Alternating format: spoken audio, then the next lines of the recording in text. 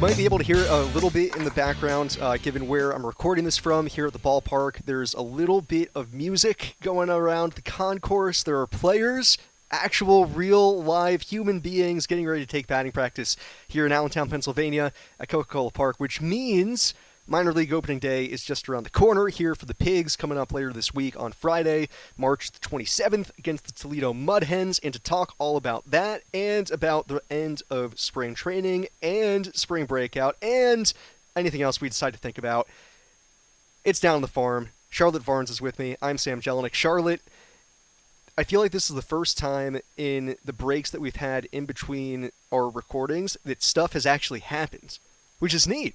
It's fun. Yeah, yeah, it's great. I mean, it felt like stuff happened last time because I wasn't in camp and then I was in camp and I'm like, oh my gosh, I'm seeing these guys again. But this time, like the spring breakout games, roster decisions in the major leagues, like it feels like opening day is finally arriving, which is like crazy.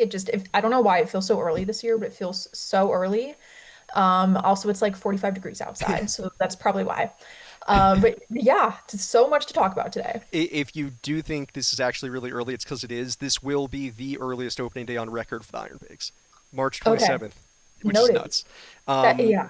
so I think the right place to start would not be on IronPigs opening day, but looking at Phillies opening day. And the fact that, you know, it predates our podcast, but we have prospect graduations. Hopefully, they will shed their prospect status. Andrew Painter, Justin Crawford officially have made the Phillies opening day roster, which was funny to me that like I think it was MLB Trade Rumors at the start of spring, like put out a poll like, will these two make the roster? And everybody's like, there's not another option. Like I didn't know there was a door B. I thought like You this know, is it. I saw that and I was like, I'm not really sure. Like, it just was kind of demonstrated a lack of awareness of what was happening. I don't know who'd be playing center field if they didn't have Justin Crawford. Seriously. But yeah, it's super exciting. I mean, we all knew it was going to happen. But especially like, I feel like we've talked about these guys for so long, especially Andrew Painter. Mhm. He's been talked about for so long. And it's finally happening. And I just it felt really encouraging during the spring when I was there and he was starting. Like everything felt so normal. And it feels like he's going to be their fifth starter. Like it all feels so normal. And for years, when you're this top heralded prospect in the sport, basically, like to have this sense of normalcy, like obviously a lot of it has come with injury and what happened last year, but it's just like it is almost refreshing for there to be like this level of normalcy around Andrew Painter. Yeah, it's the level of normalcy, and for me, the lack of expectations, which is really, really nice. That he doesn't have to come in and be immediately an above average major league contributor. He can literally just be league average. And even adding on to it, the sooner Zach Wheeler comes back, the lower the expectations go for Painter because it's, oh, you're not, keeping Zach Wheeler's seat warm or anything. You're just go be yourself, go do your thing. And I thought it was really nice that it seemed like he did a pretty good job of blocking out a lot of the external conversations during spring training, which focused on not the solid results he was getting, but the fastball shape and the velo and the command, and more questions of people looking at 2025 and being like, okay, he didn't perform well then, but he's performing well now in spring training, but why should we believe it? And it seemed like he did just a good job of putting earmuffs on over that and just being like, I don't care. I'm going through my process. I will do my thing. And now he's, earned it. I agree with that. And like to that point, like so much of Tommy John recovery just comes with time. Like that is why he's performing better. Like I remember asking him, like, when did you feel the fastball command come back? And he really felt it in January, going through his off-season work and his long toss. And that just was not coming to him last season. And fastball command takes a long time to come back. I mean, obviously that was a huge piece of why last year went the way it did. But I think that there is a level of patience maybe some people haven't necessarily had with him just because he was like one of the top pitching prospects in the sport. I mean, you could argue he's still there among that top pitching group. The expectations are so much lower. It feels so much more normal right now. And yeah, it feels just like very refreshing to be going into opening day in this first series. And of course, it will still be a big deal when he debuts, but it's not going to be like even last summer, if he had debuted and met that July-ish timeline, it would have been a huge deal. It will still be a huge deal. Debuts are a giant deal, but it doesn't feel like there is that level of pressure like there was before. And so much of his success getting him to this opening day and not starting the season in AAA is because of just time recovering from Tommy John surgery. Yeah, no, it's been a fantastic to watch over the course of spring. Just how he's developed, how he's continued to kind of put his head down, and be able to do this. And now I think you can even look forward a little bit, to me at least, which is that in the Phillies tried to not hype it up, but point to it as a positive from last year, which was that he threw over 120 innings, which means that coming into this year, the Phillies have typically, with younger arms or guys coming off a TJ, it's been about like a 20 to 30 inning increase. He should be able to pitch something close to a full major league season this year. Should he prove to be effective, that's probably 25 to 27, 28-ish starts, which, that's not insignificant. That you're, instead of, other Tommy John survivors, if you're a prospect and you get thrown at the major league level, trying to make those first 10 to 12 starts and then running out of gas or then just running out of innings, period, he's completely unshackled here. Yeah, I mean, he has this runway, and I guess the benefit is too, if they need to give him a break, they have Taiwan Walker. I mean, like that to me is one of the biggest Phillies questions we're not talking about. And I guess this is just sort of a diversion from the prospect stuff, is what exactly will happen when Zach Wheeler comes back and what they're going to do with Taiwan. But I think it is really promising that they essentially have this other option where they're like, hey, if we want to skip Painter one time through the rotation, just give him a little break. Taiwan will be an option to do that. Yeah, in the back of my head, I'd thought that there was an outside chance coming into spring training that Painter could end up on what the Yankees are doing with Luis Heel, which is keep him down to the minors, keep him stretched out, and just wait until you need a fifth starter to then bring Yeah. him up. I give the Phillies a lot of credit that they're not doing that with Painter, I think, to establish some sense of Mhm. normalcy. I think they value that. But with Zach Wheeler's return looming suddenly sooner rather than later, this question is going to come to a head, and the Phillies hope that either A, it resolve, not hope, but a lot of times these problems resolve itself, that somebody does get hurt, or B, it resolves itself through either Painter being super effective or being ineffective. Mhm. Totally, totally. Yeah, so that is like a big question down the line. I guess really not down the line. We're talking about like 2 or 3 weeks from now because Zach Wheeler is making his first rehab start in Lehigh Valley on Saturday, giving Sam a very busy first week. I mean, it's just like, Congratulations, Zach Wheeler. You are now a part of Down on the Farm, whether you like it or not. yeah, well, welcome to Down on the Farm, Zach Wheeler. Obviously just super positive. I mean, like that, it's just felt like he was on this great trajectory the entire spring, no bumps along the way. He was like cautious but optimistic. And I mean, being able to start the first weekend of the minor league season, like I think that's just like a signal that he is going to be ready very soon. I have no idea what the weather's going to look like this Saturday for that start, but I can't imagine it's very fun to be a Toledo Mud Hen and come north from Lakeland, Florida, and the second game of the year you're going to face Zach Wheeler in like 30-degree weather. Um, Toledo should have Max Clark, one of the top prospects in baseball, top Yeah. prospect for the Tigers. So that should be a little fun matchup. But otherwise, I remember when Jacob DeGrom made like a single A rehab start a couple of years ago. It's just I feel bad for those kids, man. Yeah. Yeah. I mean, like, what can you even learn from that? I mean, I'm sure there's a lot to be learned from that because a lot of the lists, people like Max Clark are on the verge of being in the major leagues, but man, yeah, second game of the year, not good.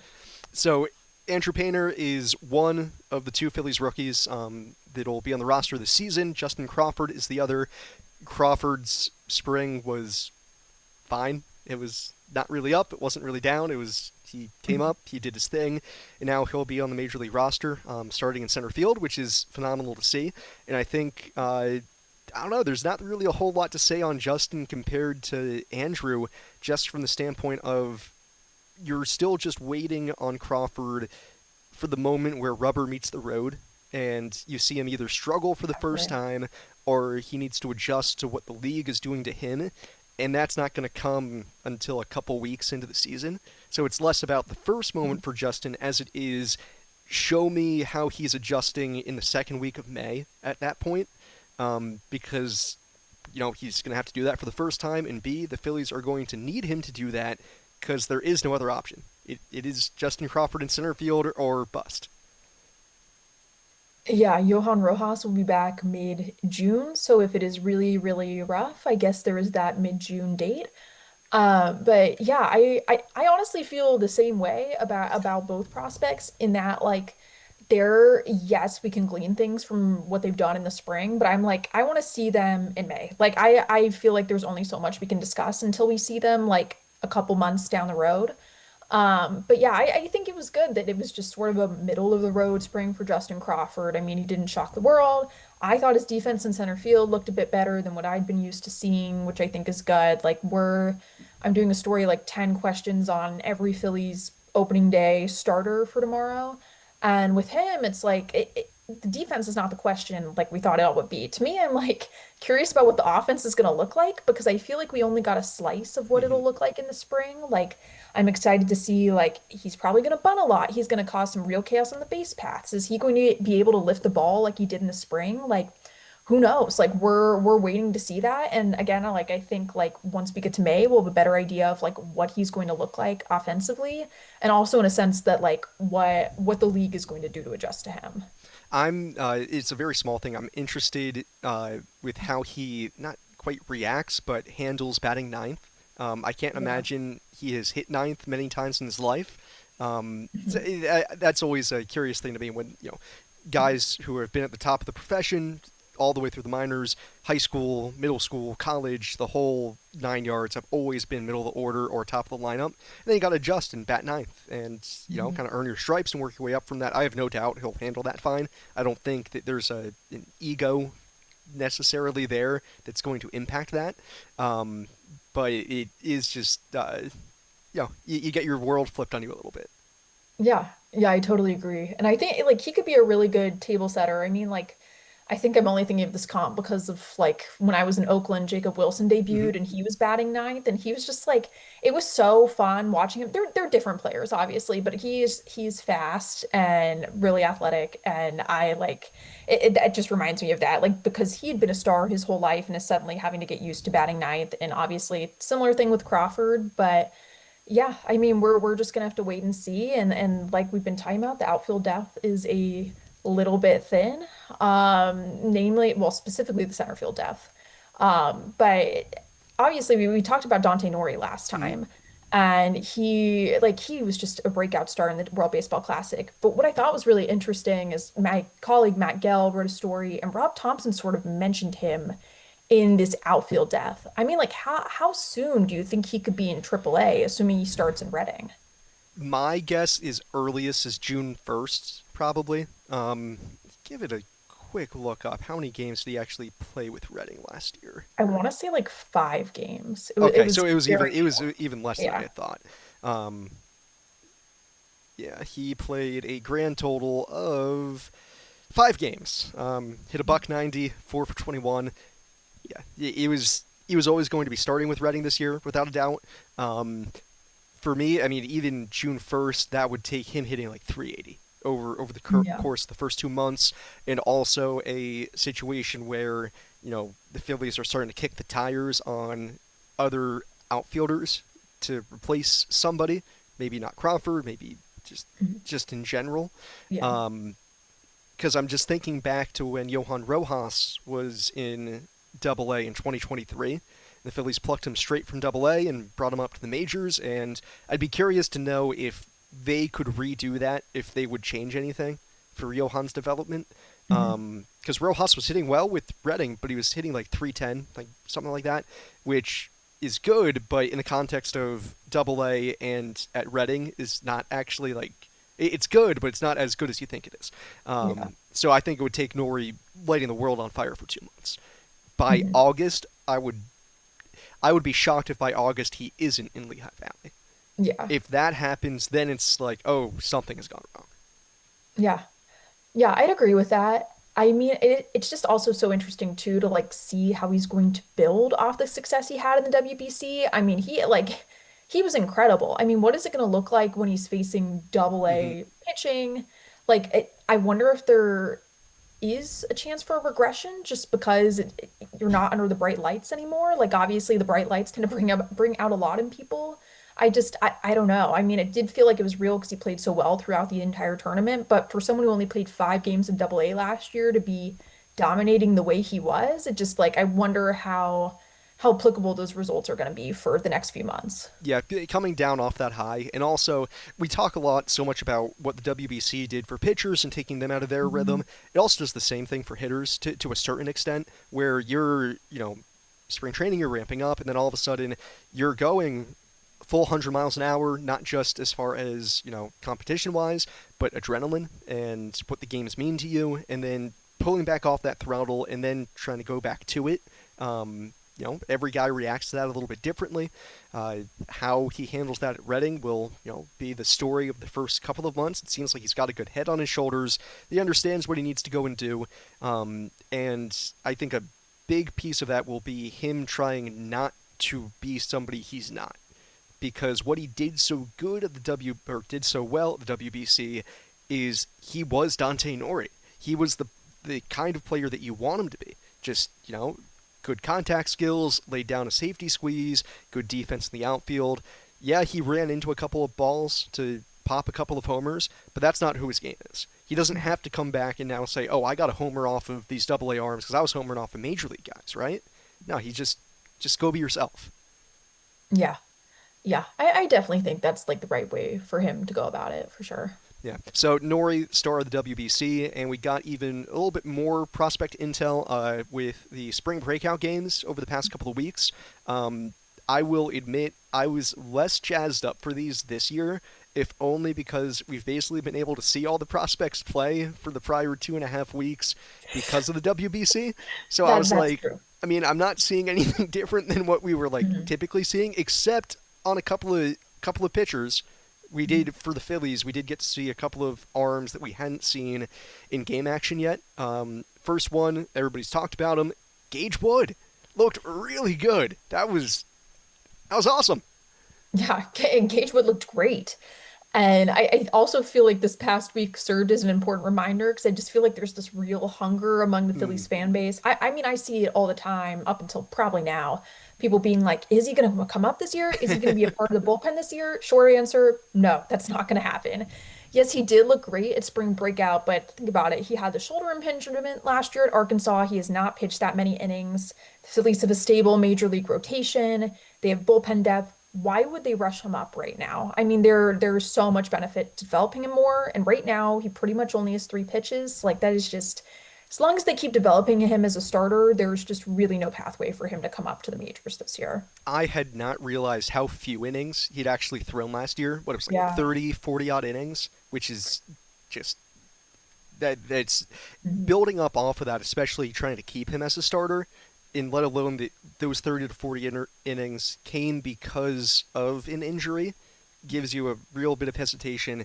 I mean, Phillies haven't laid it out exactly, but I'd be kind of floored if he even gets to 100 innings this year. Just that would be a 70 inning jump, which is a Yeah, lot. it would be a lot, and like especially coming off injury. Yeah, I don't see that happening. But yeah, I mean, it makes you wonder like what it would look like if you weren't injured last year. But then again, if you weren't injured last Yeah, year, Phillies probably Phillies would don't not get have him. picked him. Like he would have gone much higher in the draft. He only pitched that many innings because Arkansas got so deep into the College World Series, really.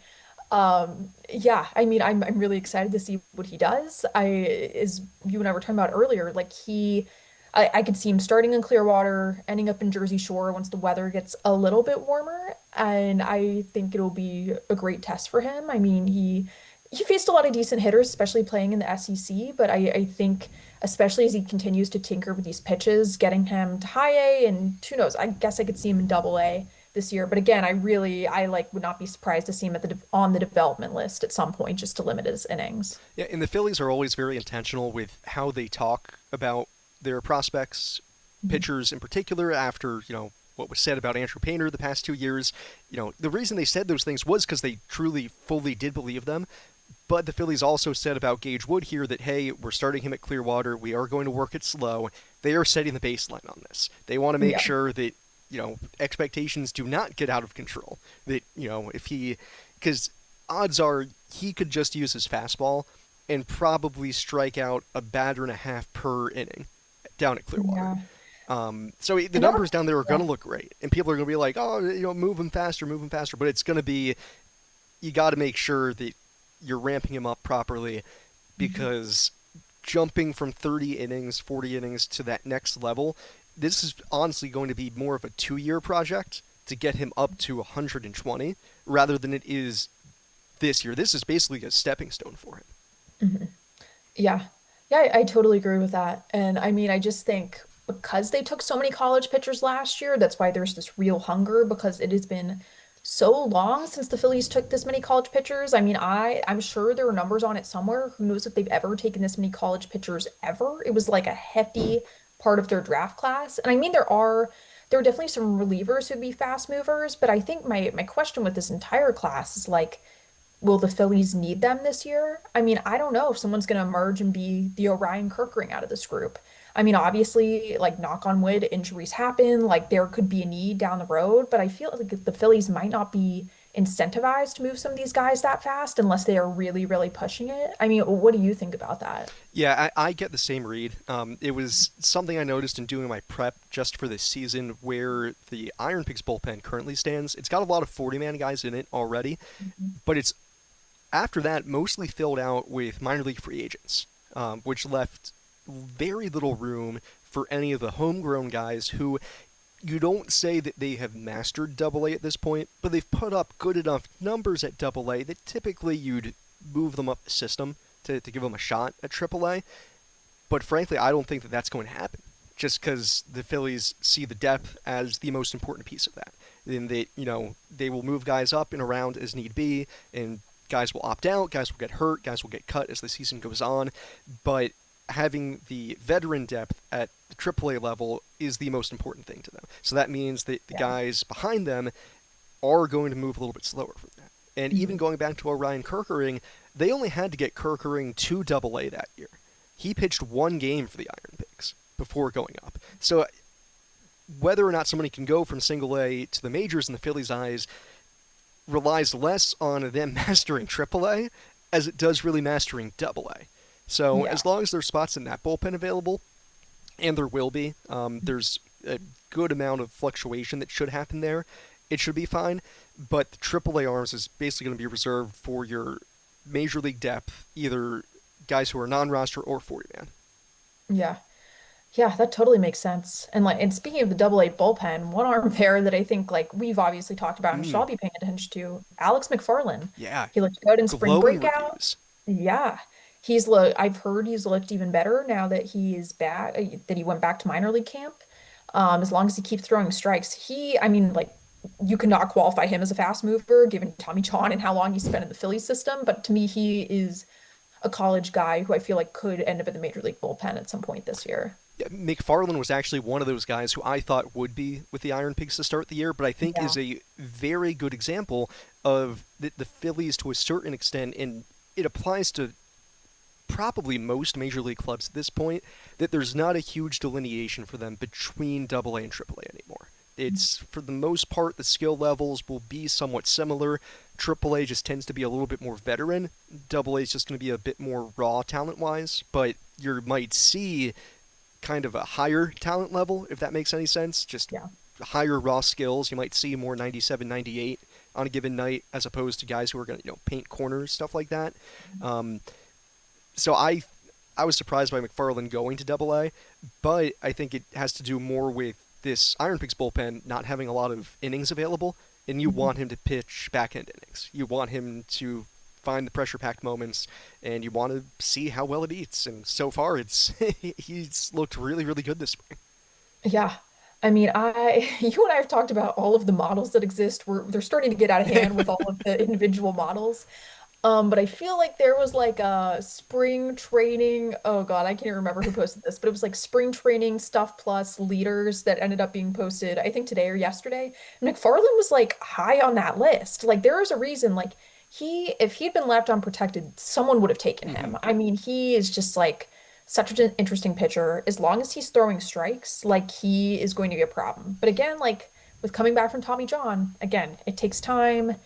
And like we talked, and he said that he just felt better with the full off season under his belt. I mean, everyone says that. I mean, even when I was talking to Painter, like of course he feels better with the full normal offseason under his belt. I think all these guys coming back and finally having a chance to build up, especially after Tommy John, is just super helpful to them. So I would definitely keep an eye on McFarland this season. On the pitch stuff models, I view it the same way I do spring training stats, which is that if it supports my narrative, I love the model.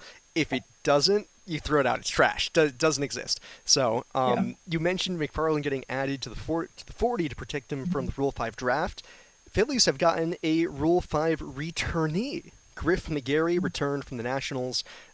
Still qualifies as a prospect. He is Yeah. on the older side at this point. It has been a long, long road to this point, but he's still there, and he'll presumably come back to the Iron Pigs. I honestly don't know the plan for what Griff will be this year.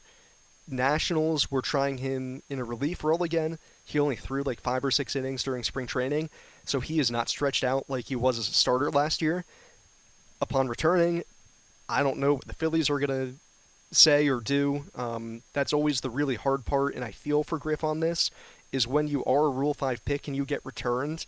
I can't even imagine how tough that is. Having spent a spring with an Griff had never been in another organization, so Mhm. being in a different org, now having to come back and figure things out again will be tough. But it's honestly a really big boost to the Phillies' pitching depth. Not that it really needed it too much, but depending on how the Phils want to deploy it, it's another bullet in the chamber. Yeah. Yeah, I definitely think it creates more competition for that for the fifth spot in the rotation if they plan on stretching them out again. Because right now, I'd written that it was going to be Connor Gillespie, but I was told sort of that he was going to be vying for that. There could be others. Right now, Griff McGarry seems like a very clear name to be vying for that spot as well. Yeah, I definitely think it is a plus for the starting pitching depth because they need it. Obviously, they're not going to call Griff McGarry up for a spot start unless something goes very, very wrong.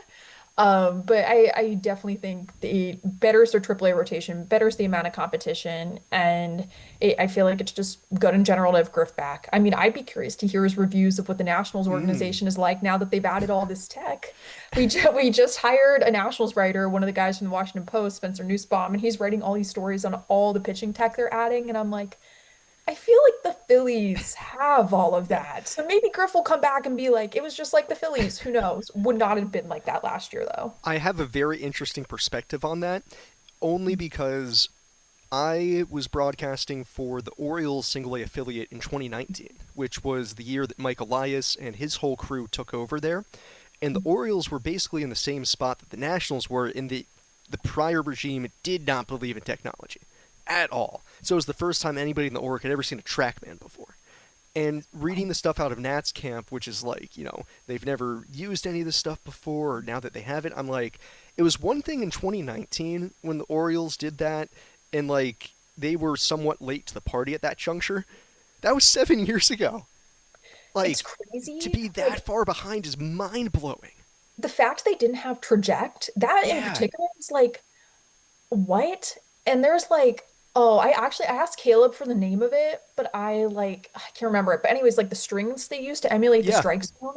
I remember that like Spencer took a video of that and was like, look at the new technology. I'm like, I hope they were doing that before. yeah. Oh my God. Like that it just like that's I don't even know that I would call that technology. You just sort of set that up manually. But yeah, so I'd be curious to hear Griff's reviews on that because in the year 2026, I cannot believe they're just adding all this tech now. It's insane. Yeah, and that's a big thing that we'll touch on throughout the entire season is how the Phillies go about pitching development.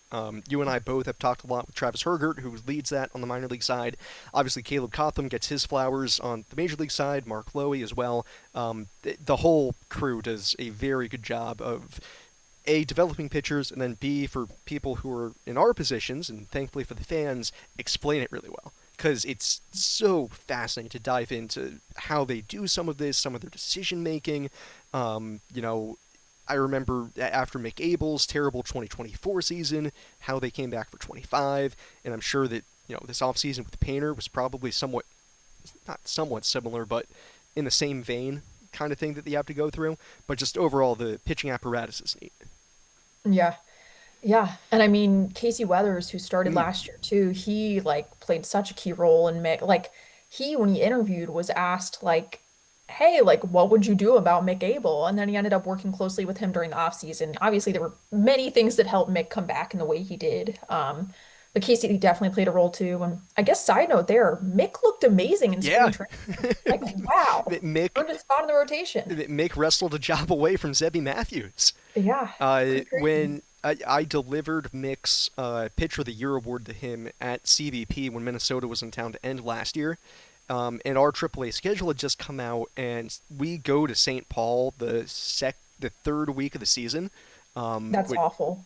Oh God. tear the schedule making gods just did us in. Mhm. And Mick was like, "Well, I wonder if I'll see you then." I'm like, "I better not see you then. You better be in the big leagues, dude."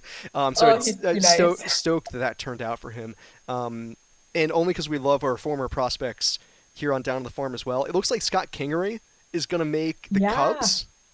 pretty I, I exciting. didn't know that that was a thing either, which is crazy. Um, Yeah, I mean, I think he got a minor league deal. I want yeah, to say it's not, yeah, and I was not thinking much of it, but yeah, might make the team. guess so.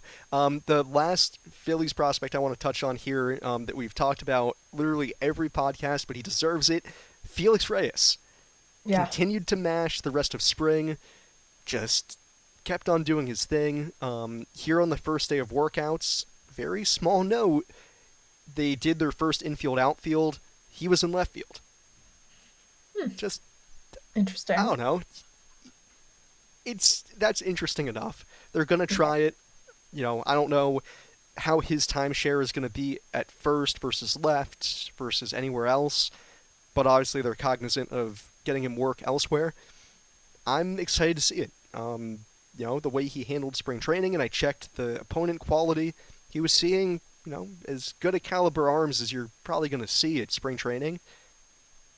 I'm interested, and that's all you can really ask for, right? yeah. I mean, I'm interested too. As I've said maybe 5 times by now, the outfield depth is not there. Like obviously, like you can say it's pretty settled in the major leagues at the corner, but at the corners, but obviously someone could get injured and you're going to need someone to come up from AAA. And right now that person is like Pedro Leon. Mm-hmm. So yeah, I think having Felix Reyes, especially if he continues hitting the way he is, if he can be serviceable in left field, like even if he doesn't come up for the Phillies, like that makes him valuable in trade Yeah. conversations. And same with Keaton Anthony. Like I think both of them, their value could be and being traded elsewhere because both of them, like they obviously both play first base. They're not going to play first base in the majors for the Phillies. That is just not going to happen. So if they can find some value in the outfield and the Phillies could end up shopping them at the trade deadline, like that could be beneficial for the club going into the postseason.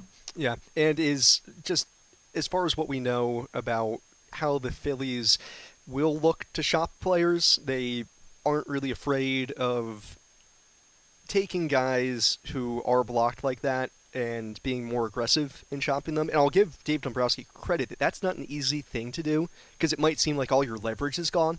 Mhm. Where you trade Eduardo Tei, technically he's the catcher and waiting for the Yeah. Phillies, but with JT blocking him, it was, well, I never expected JT to walk, even if Tayit doesn't get traded. So, you use that where you can. Yeah. And, Felix Reyes is kind of the next man up. There's past couple of years, there has been a Phillies upper levels minors hitter who has kind of popped. It was Otto last year. Back in 23, it was Weston Wilson. In 24, it was kind of Buddy Kennedy. So there's always kind of somebody who sticks around like that. So we'll see where that takes us. That will about do it as far as everything we need to talk about today. But we will be coming back sooner rather than later. A special one or less than 1 week hiatus. We'll be back on Monday to talk about the rest of the rosters that are going to drop as AAA opening day is this Friday. The rest of the minors open up next Tuesday, so we should have all the rosters in hand by then. We don't have the IronPigs official roster yet, but I can basically tell you there's no big surprises. As far as the people I see out in the field right now, it's everybody that you would expect, and the way the Phillies prospects shake out anyways. All the big names are going to be at Double A and below. But I'm excited to take a deeper dive into the rest of the system here. Yeah, I'm excited for next week when we finally have rosters in hand and can talk a little bit more about that. It is going to be great and hopefully warmer weather will follow. Uh, One could hope. And I'll get it on record for you. Opening day score prediction. Opening day score prediction. Are we talking about AAA or the Phillies? Only because you put yourself in this position now, both. Oh God. Okay, Phillies. Okay, I'm gonna go 5-2 Phillies. Um, Does Justin Lehigh Crawford get back. his first hit? Yes. Infield hit or not? Infield hit. Okay, yeah. Oh, this is so much of this just guessing. Lehigh Valley, who I guess like we don't know who the opening starter is going to be for Lehigh. Well, it's probably going to be Bryce Wilson, right, for them, and then I don't even know who's on the Mud Yeah. Hens. Tigers. Okay. Welcome to Okay, minor I'm league gonna baseball. We go. just show up and do it. That's so true. 7-2 for Lehigh Valley. That's my prediction. Word. We'll take it. Yeah. Iron Pigs, we haven't lost a home opener or an opening day since 2019. That's crazy. Always starting off on the right Wow. foot. If only Zach Wheeler were starting that day. Hey, Make it pretty hard to lose. pretty sure we won't start off 0-2. We got that Yeah. going for us. Yeah, that's very true. Okay, well, till next Monday, everybody. Thank you. Thanks, guys.